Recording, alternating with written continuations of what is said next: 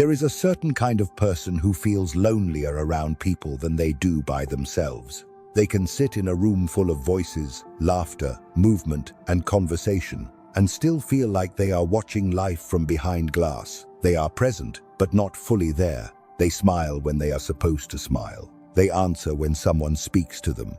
They know how to act normal enough that no one asks too many questions. But somewhere inside, they feel distant. Not because they hate people, but because being around people often feels like becoming less real. If you feel like you might be one of those people, you may wonder why conversations exhaust you so quickly, why small talk feels like a performance, why certain rooms make you feel like you have to shrink, simplify, or hide the most honest parts of yourself. You may look at other people laughing easily, belonging easily, moving through the social world without resistance, and wonder why it feels so unnatural for you.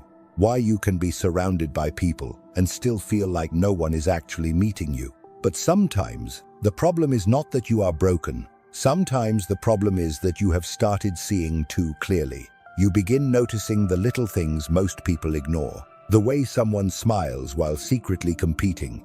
The way people say, "Be yourself," but only accept the version of you that does not make them uncomfortable. The way groups create invisible rules about what can be said, what must be laughed at, what must be admired, and what parts of yourself you must keep hidden if you want to stay included. And once you begin to notice these things, social life changes. You do not withdraw all at once. At first, something in you simply stops reacting the way it used to. You hear the same jokes, the same opinions, the same rehearsed conversations, but they no longer pull you in. You notice the performance behind the words. You notice when kindness is strategic. You notice when confidence is hiding insecurity. You notice when people are not speaking truth but protecting an image. And once you see that, pretending becomes harder. You stop forcing laughter. You stop explaining yourself to people who were never really listening. You stop pretending not to notice the small manipulations, the hidden competition, the way certain relationships only feel warm as long as you remain useful. From the outside, it may seem like you're becoming distant, but beneath the surface, something deeper is taking place. You are not turning cold, you are simply becoming unwilling to take part in anything that feels fake. People notice this shift before you ever put it into words. They may not understand what has changed, but they can sense that you are no longer willing to play the role you once did. Your silence carries more weight. Your calmness becomes harder to interpret. And your distance may begin to feel like judgment to others, even when you never judged them at all. Because when you stop performing reassurance, people lose the version of you they were used to controlling. They expected you to laugh at the right moments, to explain yourself quickly, to soften the truth so the room stays comfortable, to respond when they pull on your attention, to keep giving them the same familiar version of you. But now, you pause. You observe before reacting. You listen more than you answer. You stop rushing to make everyone feel comfortable with your presence. And that change makes people uncomfortable, not because you have become a threat, but because you are no longer as predictable as you once were. Society understands how to deal with people who seek approval. It knows how to reward them, criticize them, pressure them, and pull them back into line. But when someone stops responding in familiar ways, they become harder to understand and control. So people begin labeling your distance: cold, arrogant, antisocial, detached, strange. Yet what they are really witnessing is far more simple. You stopped playing the version of yourself that existed to make everyone else feel comfortable. This is why Carl Jung's idea of the persona matters. The persona is the social mask you learn to wear so you can survive around other people. It is the version of you that knows how to be acceptable. The polite version, the calm version, the useful version. The version that does not say too much, feel too deeply, question too openly, or disturb the comfort of the group. And everyone develops one.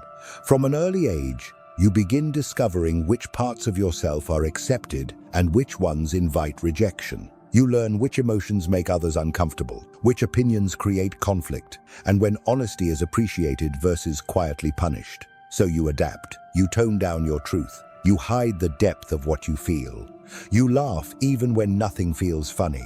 You agree just enough to avoid causing tension. Little by little, You reshape yourself into someone easier to understand, easier to accept, and easier for others to keep around. At first, this feels normal, but slowly, something dangerous happens. You stop expressing who you are and start managing how you are perceived. You no longer enter a room as yourself.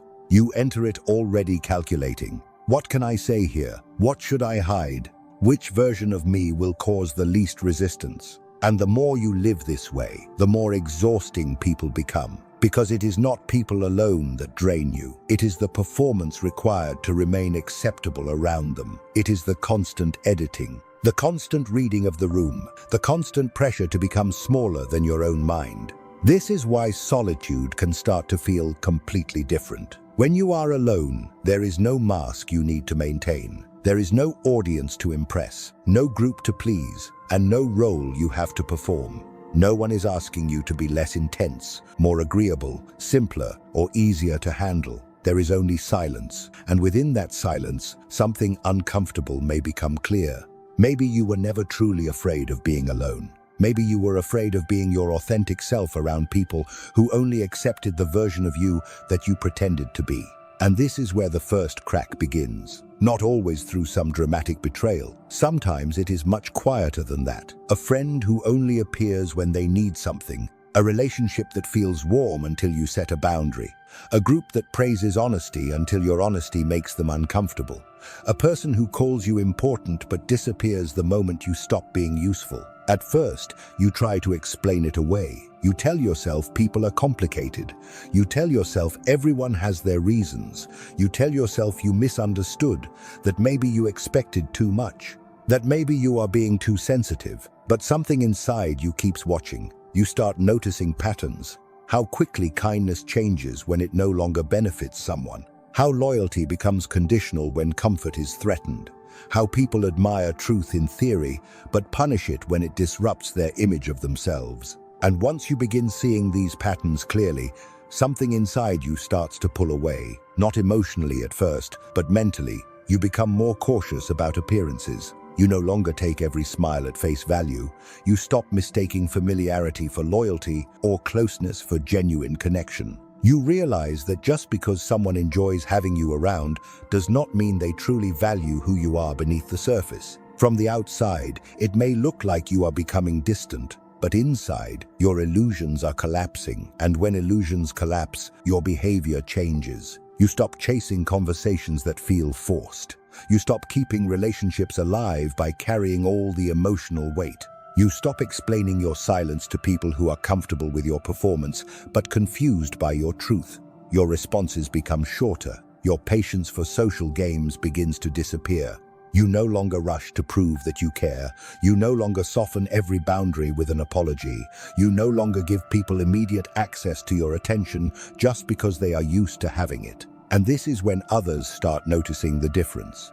Most relationships depend on familiarity and predictability. People become accustomed to you responding the same way, offering reassurance the same way, and tolerating the same behavior. They expect you to keep playing the role that once made the relationship feel secure. But something within you has shifted. Now, you think before giving your energy. You observe before allowing trust. You say no to things you once tolerated. And you leave conversations that only exist to drag you back into the person you used to be. And people may call this distance. But what they are really seeing is the moment you stop betraying your own awareness just to keep the illusion alive. And this is where the circle begins to shrink. Not always through arguments, not always through betrayal. Sometimes people simply stop reaching for you when they realize you no longer respond the way you used to. The conversations become shorter, the invitations become fewer, the warmth becomes conditional.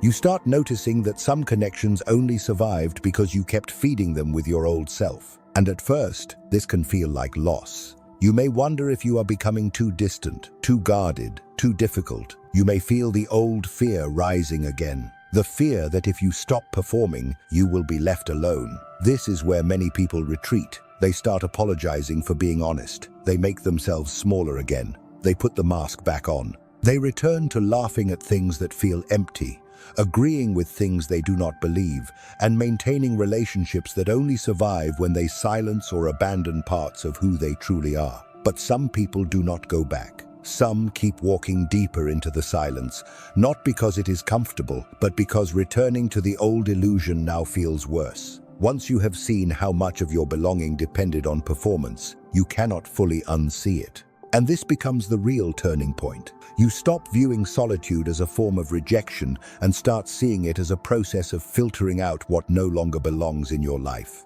The people who only connected with your mask gradually begin to fade away. At first, that loss can hurt, because even fake belonging can feel real when you have lived with it for so long. Even shallow connections can be difficult to release when they once became part of how you defined yourself. But slowly, something changes. You begin to realize that not everyone who leaves is a loss.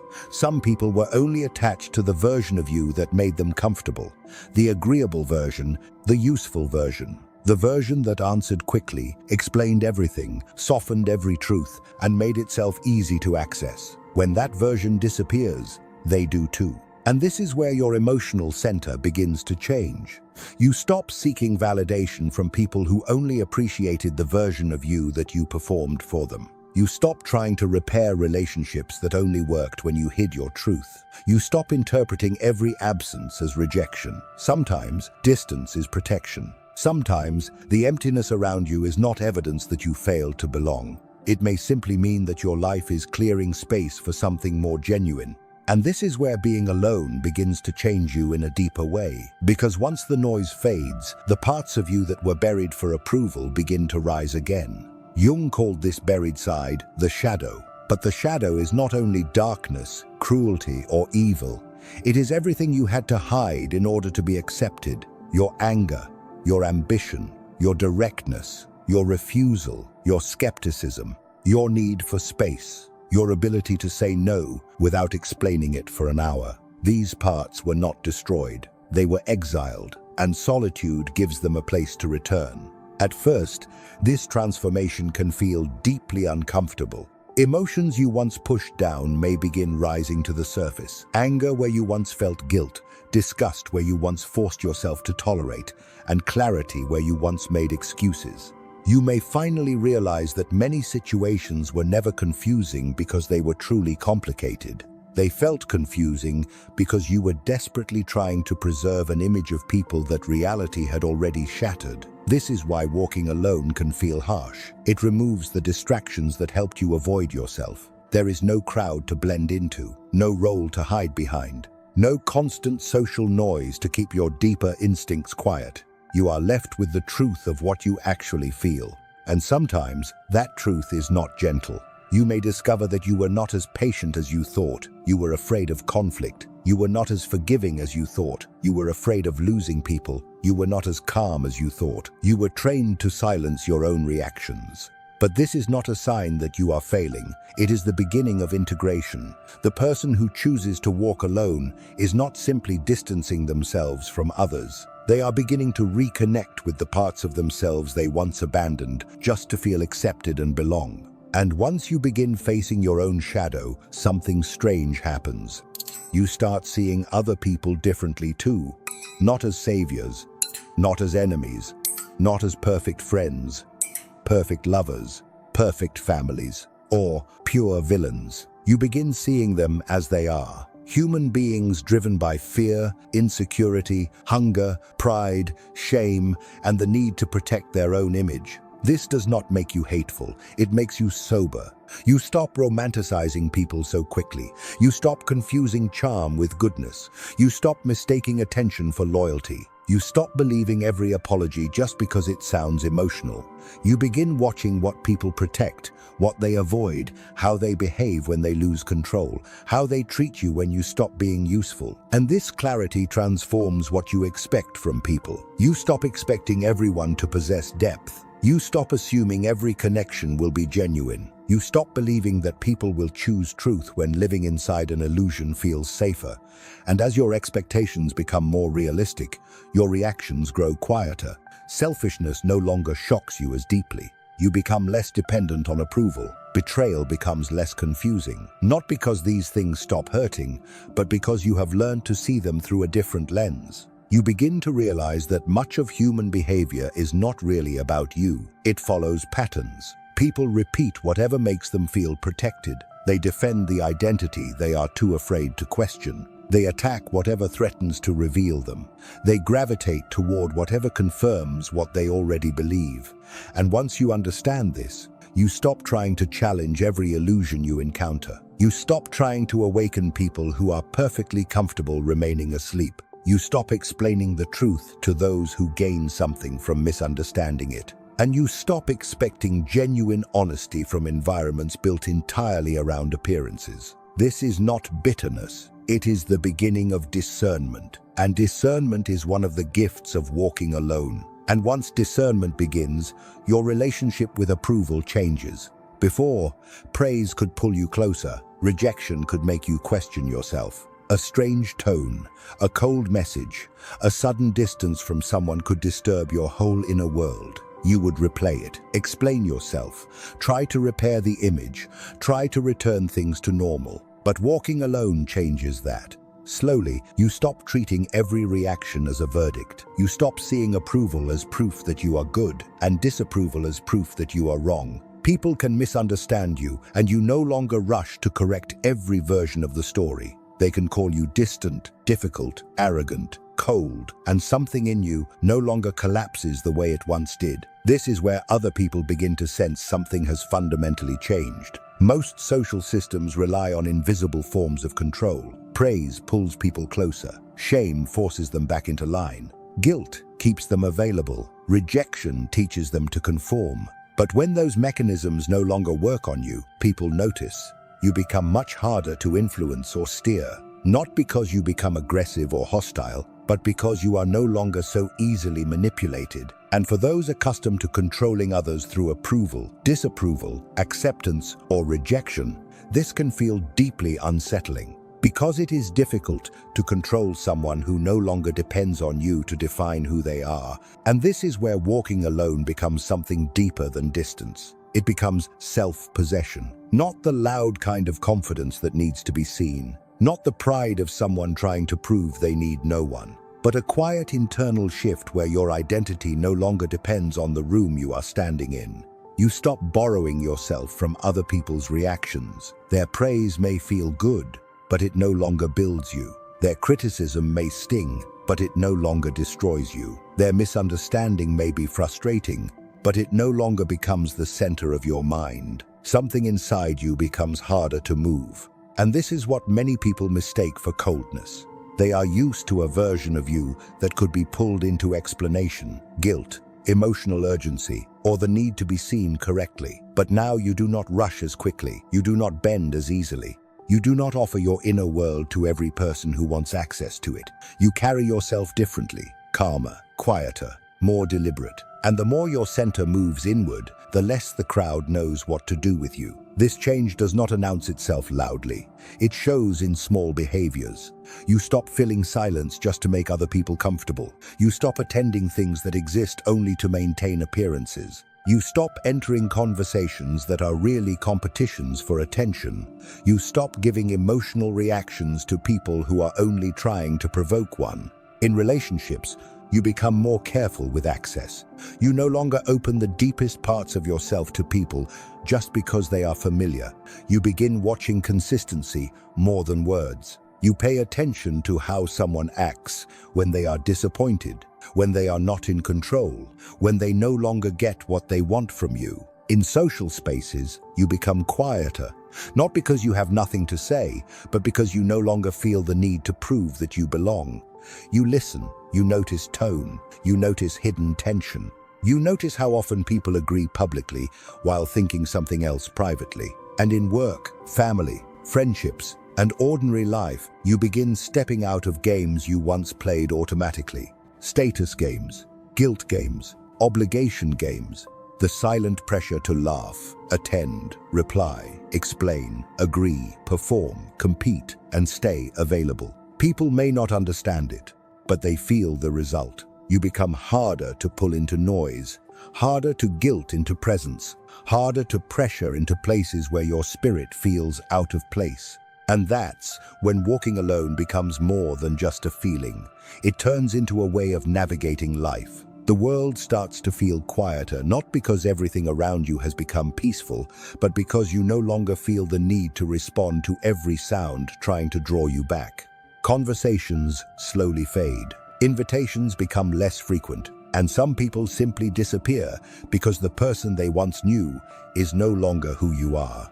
At first, this feels like loss, but slowly, you realize the quiet is not empty.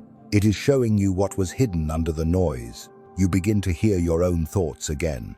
You begin to feel which desires are truly yours, and which ones were planted in you by approval, fear, family, or the need to belong. This is the strange gift of walking alone. Your outer world becomes smaller, but your inner world becomes sharper. This is where Jung's concept of individuation begins to matter, because choosing to walk alone isn't about living in resentment or shutting yourself away from everyone. It doesn't mean becoming cold, unreachable, or completely disconnected from the world. Instead, it is a psychological journey, a process of letting go of the identity you created to fit in, so that your authentic self finally has the space to emerge. Individuation is the process of becoming whole, not the version of you that your family approved of.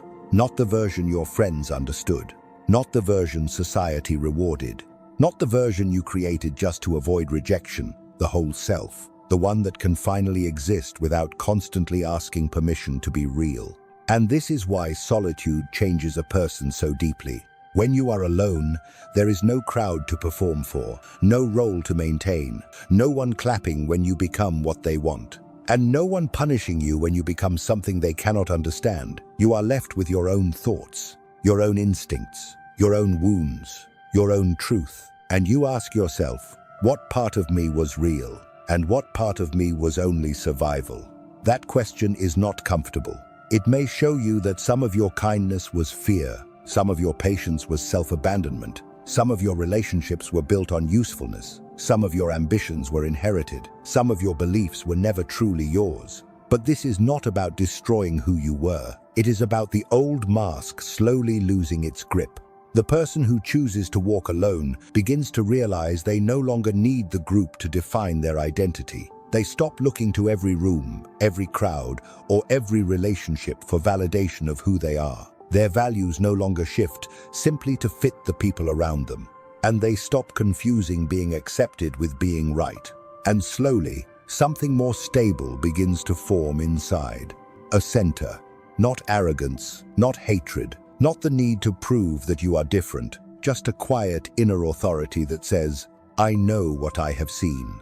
I know what I feel. I know what I value. I know where I no longer belong. This is the true purpose of walking alone, not to escape life, but to return to it with a self that cannot be so easily erased, not to reject people, but to stop entering relationships as someone who must disappear in order to be loved, not to become cold, but to become conscious enough to choose where your warmth belongs. Because the person who has walked through solitude properly does not come back weaker. They come back less available to illusion. But there is a danger in choosing solitude. Being alone can deepen your awareness, but it can also turn into resentment. If solitude becomes nothing more than a way to judge others, withdraw from life, or hide behind old wounds, then you haven't truly become free. You are still allowing the things that hurt you to control your life. Walking alone is not about turning against the world. It is about becoming grounded enough to face the world